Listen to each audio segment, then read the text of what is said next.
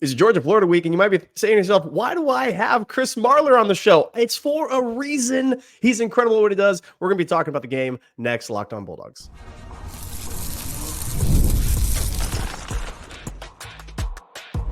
You are Locked on Bulldogs, your daily podcast on the Georgia Bulldogs. Part of the Locked On Podcast Network, your team every day. Welcome back to the Everydayers, the first listeners that are here with us every single time. This is Locked on Bulldogs, part of Locked on Podcast Network, your team every day. I am Clint. Daniel's not here. He is otherwise occupied, but that's okay because I got Chris Marler here with me. Chris Marler, who is the host of Locked on South Carolina Gamecocks. How you doing, brother?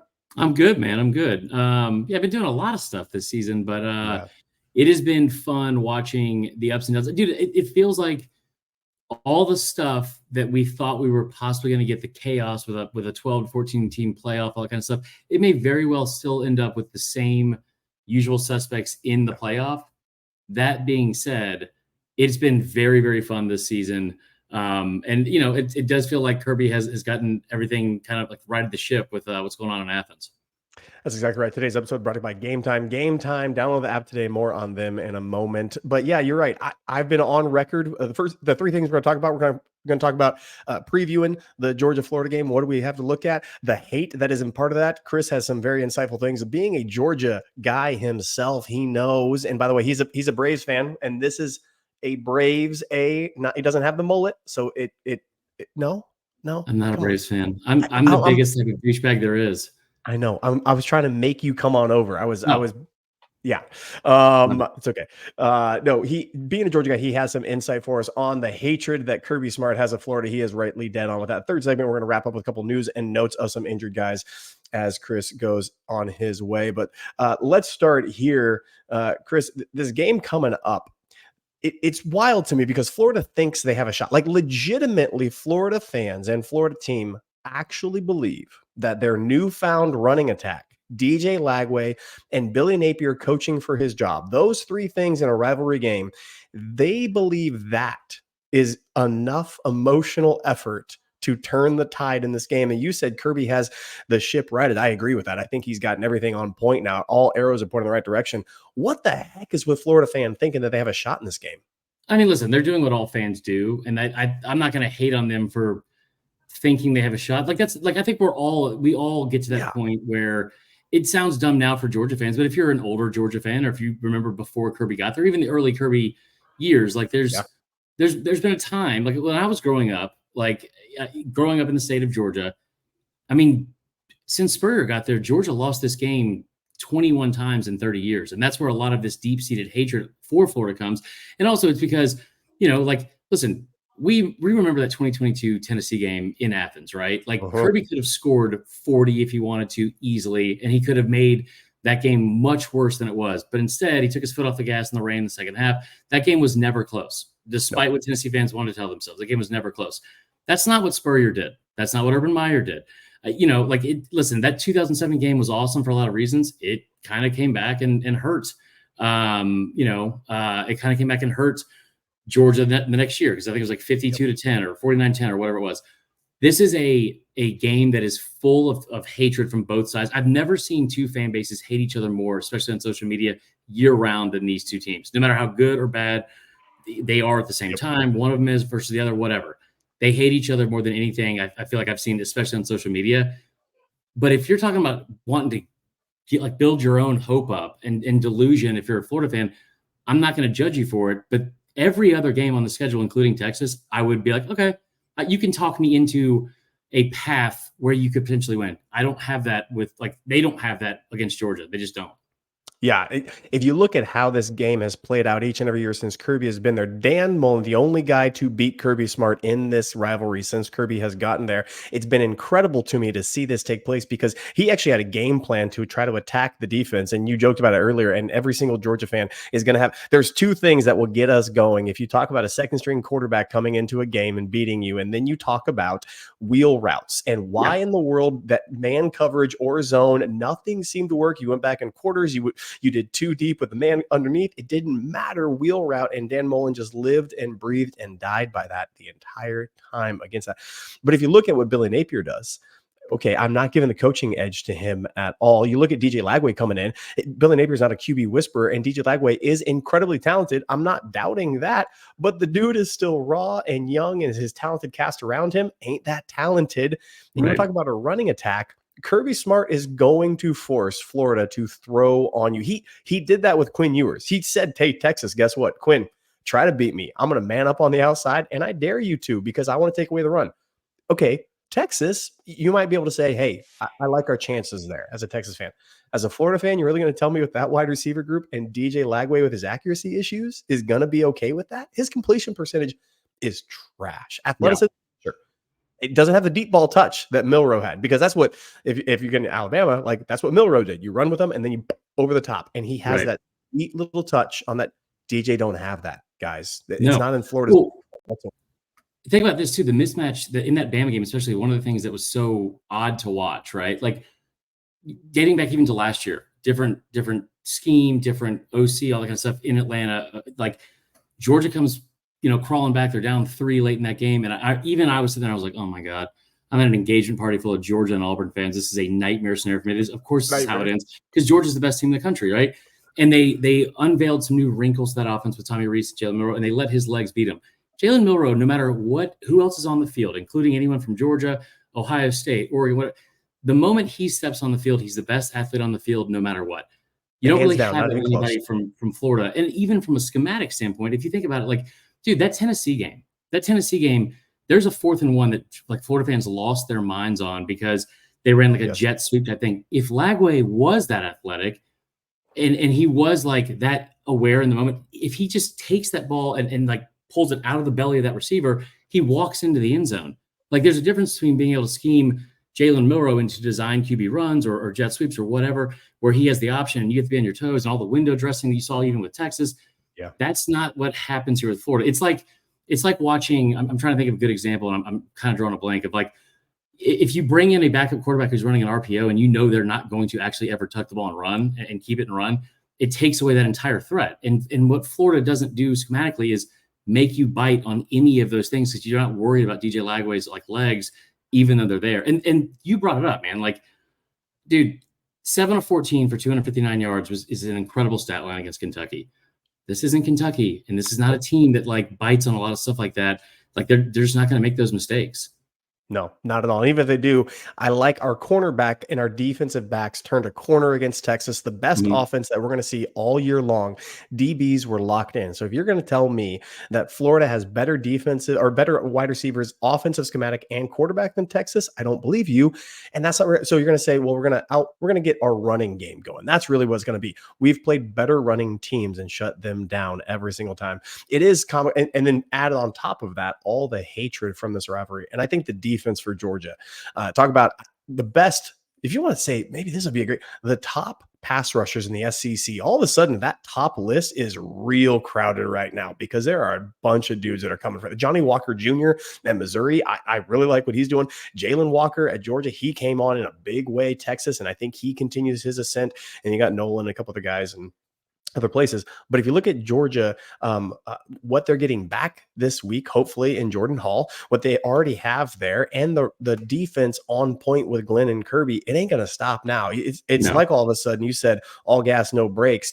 Tennessee and Kentucky, Kirby he's fine winning 13-16. I say it every single year against Dupes. He's fine. He's like, whatever, I don't care. Let's leave with a dub. This game, he legitimately wants to be the guy that has a championship belt. He wants the scalps of all the coaches from Florida on his wall. That's how he plays it. I'm going to come back after this. I'm going to ask Chris Marler about that rivalry and the hatred. But first, we'll let you know about these. These are, in fact, Game Time. GameTime.co. Download the Game Time app right now. Get over there. Every single time that we go to a game, it is with Game Time. We love getting into the arena. We love going to Adele concerts. We love going to baseball games. We love going to NBA games. We love anything and everything that we need to go see, and Game Time is where it is at right now. Game Time Picks curates even easier to save money on sports, concerts, comedy, and theater. And with seat views, you get a panoramic view of your seat in the app before you buy. Take the guesswork out of buying tickets with Game Time Picks. Download Game Time app, create an account, use promo code LOCKEDONCollege, $20 off your first purchase. Terms apply. Again, create an account, redeem the code LOCKEDONCollege, $20 off. Download Game Time today. What time is it? Game time. All right, I'm here with Chris Marler, host of Locked On South Carolina. Really quick, you and I are both in agreement. Just this is an extra bonus for Bulldog fans after we hopefully are enjoying ourselves with this victory. But you and I are both in agreement that we believe South Carolina is going to beat A&M this week. Is that correct? I am. I'll go on record. Locks come out tomorrow. We do a locks episode every Thursday. I'm going to lock up South Carolina covering the spread against A&M coming over there to South Carolina. Your thoughts? So I said in July when I took over the podcast that I thought that you had 4 games on the schedule that everyone assumed outside of Columbia that you were going to lose, maybe even in Columbia that you were going to lose. And it was LSU, Ole Miss, A&M, and Mizzou. And I kept saying, like, you're going to win one of those games just because you look at the numbers. Like Ole Miss, I think they were going into the season like 11-8 in the last couple of years, like on the road. Their numbers dropped dramatically on the road versus at home. You look at LSU, they were like 8-10 on the road in the last 3+ years. Going into the season, A&M, I think, was 2-9. And Mizzou, before last year, and this is the thing people didn't understand, before last year, Mizzou had 3 years under Eli Drinkwitz, and there was 3 straight losing seasons. The 11-2 season was awesome, but they lost more NFL draft picks on defense than Georgia did. Yep. And we talked about how great the offense was going to be and all that kind of stuff, but they have come into this season. They haven't been prepared for like the difficulty, I think, of like the late games in their schedule because of how bad the front half of it was. Now they're also banged up. Besides Mizzou, I thought this might be the best opportunity because you're getting A&M after a game against LSU. I'm not ready to sit here and say it's going to be a definite lock. I feel like I kind of have to because I host Locked On Gamecocks and I want them to win. But like the line is opened at 4, it came down to 2.5 almost instantly. And the one thing that you have to do here is, like, they're going to get to the quarterback for sure. South Carolina does in every single game. But can you prevent A&M from getting to your quarterback and then preventing the turnovers as well? Because Sellers has been very turnover prone throughout the season. And it's also the second worst offensive line in the SEC and maybe the country, allowing like 32 sacks. Yeah, it's really bad. If Sellers goes ahead and just protects the football and instead of throwing it, just tuck it and run, get 3 yards instead of a pick, like that game is real close all the way into the fourth quarter. I agree with that. Okay, let's talk about the hatred that Georgia has for Florida and things that you've seen. Kirby Smart, I said he wants to just absolutely play glorious murder ball against every single Florida team that is out there. It is a source of pride for him as a player, as a coach. He hates the state. He goes and recruits guys. He takes a pride whenever he flips somebody from there. People talk about flipping people from Alabama, and it's like, okay, that, like, whatever. Kirby, that's just like business. He doesn't take joy out of that. When he takes somebody out of the state of Florida who is committed to the Gators and brings it is a banner on his wall. Also, it's so much fun for him. What have you seen in the hatred of this game that's been so fascinating to you? So, flat out, the FTMF is one of my favorite moments of all time. Like the first leaked locker room speech that we got in 2021. It's like, listen, man, I grew up as a Bama fan. I hated Tennessee. I watched them beat Bama 7 years in a row growing up. I saw Peyton Manning doing Rocky Top in the end zone at Legion Field, Jamal Lewis singing "We Own Alabama" to Sweet Home Alabama, all them Clawsons, all they quarterbacks. So I hate the Yankees. Like, that's why, like, people hated Florida growing up, but no one hated them more than Georgia because that was a rivalry game. And it was almost like this dismissive attitude, like, Georgia's nothing. Like, I still remember where I was in 97 when Robert Edwards had like 5 touchdowns against them, right? Like the 2007 game, the heartbreak in 2002 or 2003, whichever year it was, with the drop pass. This is there's a special thing that happens with when you have a head coach that truly cares at like a genuine core level about his school. You even saw it in like 2019 with Coach O, right? Like that was his dream job, and you could tell it meant something to him. This means a lot to Kirby. Like, all the games matter, but coming off a bye, especially, this means a lot to Kirby. And I love watching it because it's like watching a fan. It's like watching a fan. It's like, no, like I remember all the stuff you guys did in the 90s. I was there for all of it. And like, this isn't that anymore. And it really is fun to watch. This is like one of my favorite games to watch for Kirby Smart. It's not because it's ever like a close game, but like, there's just so much history there, and you can tell that he wants no part of there ever being Georgia on the bad end of that history ever again. No, he doesn't want that. It is so wild. This will be the first class that it goes 4-0 against Florida if Georgia goes in and beats the Gators, which I anticipate them to be the first class to go 4-0 against the Florida Gators in the history. I believe ever in the history of the program, a graduating class to go that many times, which is quite remarkable if you look at it. I think this is what's so hilarious to me is that you see this from your team, Alabama. You saw Kalen DeBoer get into some players this last week, and all of a sudden the fan base says, finally, thank you. I think for a lot of people, Kirby Smart has been a gentler Kirby this year because of the talent that's been lost, because of kind of massaging something. He has been a very, very much, hey, let me bring you over here. Let me encourage you. Let me talk to you. You saw the Alabama game. Every single time there was a blown coverage, he took the linebackers over. Every single time Carson Beck didn't hit an open receiver or there was a pick, he brought him over. It was calm. And then all of a sudden, Texas game comes around and you see Kirby hit this switch. It flipped in him because it's the type of season. And this is where you see good coaches. I keep on trying to tell every single fan that tries to make football black and white and ones and zeros. I say, y'all don't understand how football is played. They do it by quarters of a season, and they look at where they need the games to be and the team to be at a certain point. Kirby Smart is now in the I'm going to come after you phase. Yep. I was happy. And you see Kalen DeBoer doing the same thing. I thought he should get credit for that because at the beginning he was trying to get into it. He's trying to understand. Now he's getting it because he's got some equity with him. Kirby Smart has all the equity in the world, but he wanted people to feel confident. And now's the time where he says, okay, confidence is there. Fine. Mistakes need to be gone. We're in part of the season where mistakes cannot exist any longer. You're not a freshman anymore. Congratulations. The SEC is here and alive, and Florida comes at the perfect time for that to be the case. I think we're going to see just picture perfect classic Kirby Smart in this game, the entirety of the game. He's going to be on people's backside the whole entire time. But see, here's the thing that people, and I'm so glad you brought this up because I say this all the time, and people I thought Nick Saban always got a little bit too much credit, even though I loved it. I think he got a little bit too much credit at times, and maybe I could be wrong about this because he probably deserved a certain amount of it. But you would watch games where they would open up a season and beat the brakes off of a ranked opponent at a neutral site game, or they played somebody big in the regular season. The next week you saw them struggle win against so-and-so. And it's that's a perfect moment, perfect win because you won, you can go celebrate that, but you have all this stuff you want to work on. There is not a coach in the country that understands the big picture more than Kirby Smart. And you watch it over and over and over again. You watch it against that 2021 season. I'll never forget this. That 2021 season, they dominated everybody. But you saw in the very beginning of the year, that team looked different. The way they attacked people, the way they went about their business looks very different than it did towards the end of the year. You're right. You're getting into November, and it's not like the November slate's always the hardest part of the schedule necessarily for Georgia. But when they want to be on, they will be on. And I think once the schedule gets later and the stakes are higher and the focus needs to be more locked in, no one gets more out of his players than Kirby Smart, for one. And then two, the scariest part for Georgia is they're getting healthier. And you're seeing they have, Jalen Walker is I'm not comparing him to Derek Thomas, but he is that kind of game wrecker of a player, the way Will Anderson was at times a couple of years ago, or Jarvis Jones or whatever, from 2012.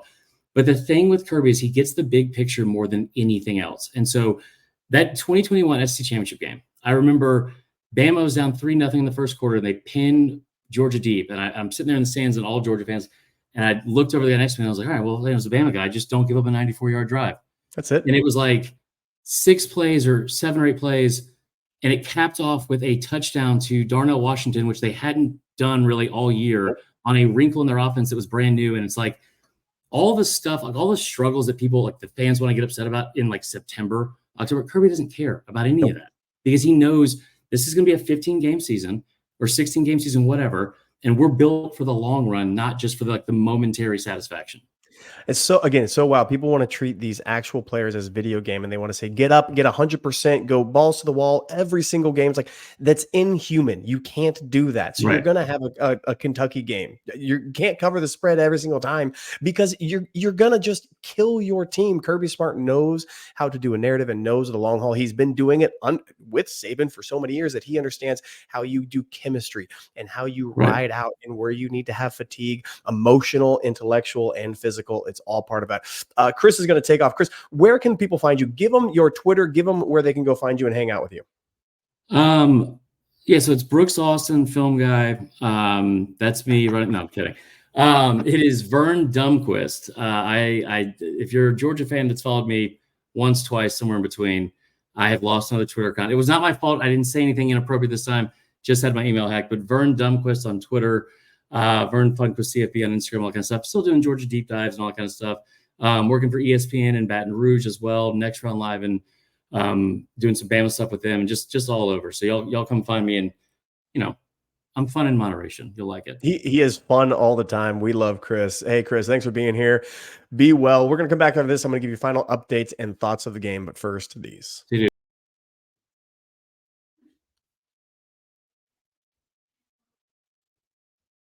Now we get to talk about the updates happening for Georgia that's coming down the good news for us. It's coming down the pipe that we have maybe some guys getting healthy. We have some practices under our belts. We have some things happening. Kirby's been talking, other people have been talking, and now we get to go ahead. And I think it's safe to say that Tate Ratledge will be playing in this game. If you look at a couple other guys, we have some other news of notes of some surgery taking place on the defensive side of the ball. Well, the offensive side of the ball, having Tate Ratledge back, it's going to be absolutely epic for us. We talked about this early on. It is a source of contention because the run game needs to be on point heading into November, December at the SEC championship. Whatever happens to that, we can get into that when Daniel comes back of should we be excited about it or should we not be excited about it. But Tate Ratledge being healthy and being part of this game is going to set us up for success in the long haul. And I want to talk about the swing that has happened in the offensive line and what's been going on. We've seen Micah Morris play a lot. We've seen Ernest Green struggle at times at left tackle. We've seen Truss struggle at times at the right tackle. We've seen Micah Morris get plugged in. We've seen Fairchild. We've seen Jared Wilson. These guys kind of go in and out and seeing who's playing. And I think we've seen Freeling come in as well. And we've had a lot more bodies than I would actually like to say is comfortable for me. I don't like the switch that has been going on the offensive line. I don't like the rotation. I wanted it to be 6-man rotation.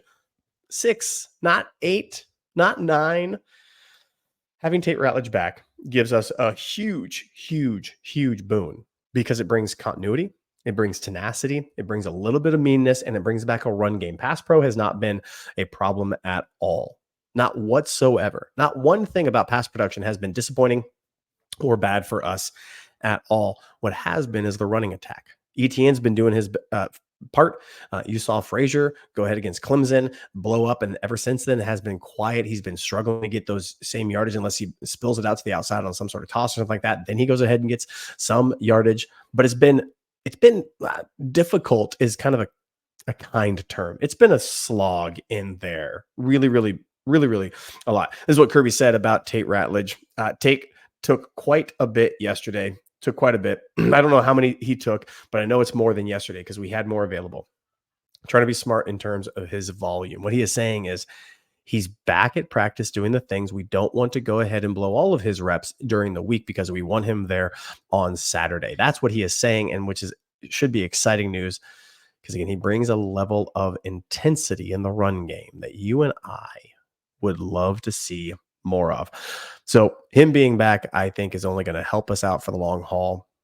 We get a running game to go with Carson Beck because Carson Beck does this thing really well. Now, for all of you Carson Beck haters, for all you Bobo haters, you've switched on me. You've hated him for running the ball too much. Now, all of a sudden, he's passing the ball too much.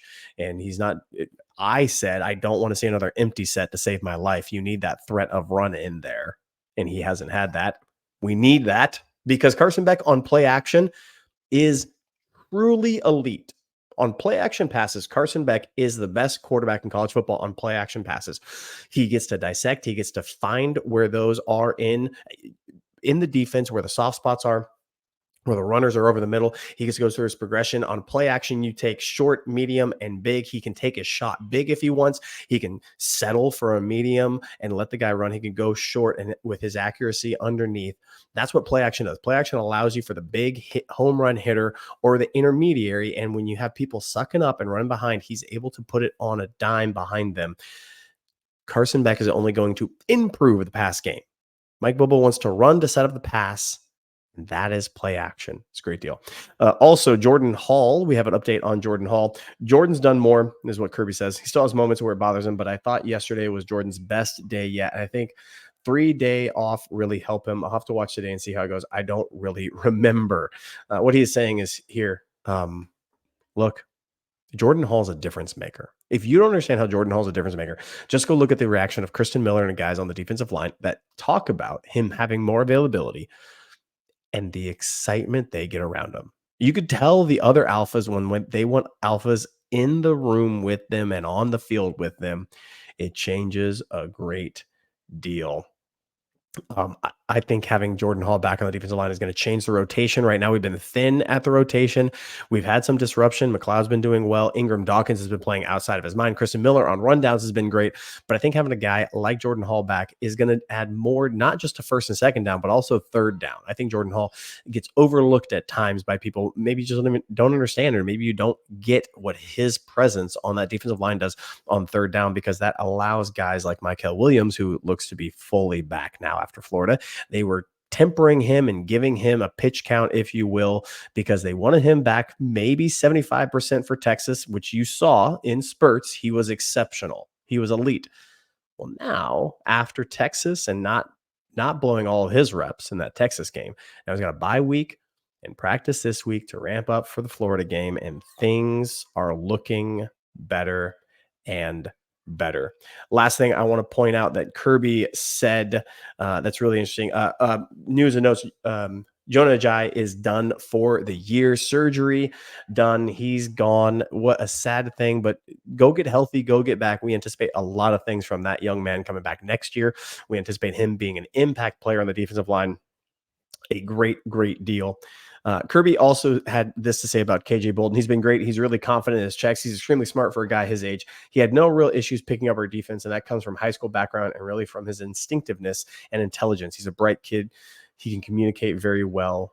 This, to me, is a huge focal point of the defensive back, and why we're going to need this, because, again, we're down 2 safeties for the first half, and we are entrusting ourselves with guys who don't have much experience so far, and guys that are going to need to step up in a big way. Malachi Starks is going to be back there with KJ, which is going to be huge for us. The star position is going to be kind of a rotational aspect. DBs are going to need to communicate a great deal more. I think Kirby mans up a good deal in this game. I've talked about it before. He's going to try to take away the trenches, because you can't. Kirby wants to make you one-dimensional, and Florida can't run on us like they think they're going to be able to, is my prediction. They're going to man up on the back end, and KJ Bolden having communication is going to be alleviating for Malachi Starks and what they're able to do on defense, coming down to the box, doing run fits, and taking the part of Dan Jackson, who, by the way, as much shade as I wanted to give Dan Jackson early on in games 1 through 4, that after that, I don't want to give shade his way, because he's been coming down and filling the alley very, very well and not guessing. And when he does need to guess, he guesses right. That's called instinctiveness and learned trait. He's learning a great deal. Dan Jackson, you are going to be sorely missed in this first half, I anticipate, but that's okay, because KJ Bolden, Kirby Smart is saying he has a speed, he has his physicality, he has all of that. Now it's the checks, and now it's the coverages, now it's communication, which he has. That changes things. I'm excited. Be back tomorrow. This is your podcast for Georgia Bulldogs every single day. I am Clint. Be back tomorrow where we give out locks. We're going to be talking about all them locks. We have a lock in this game. I guarantee you the point spread, over under, all of that, and the rest of the games next time on Locked On Bulldogs, part of Locked On Podcast Network, your team every day.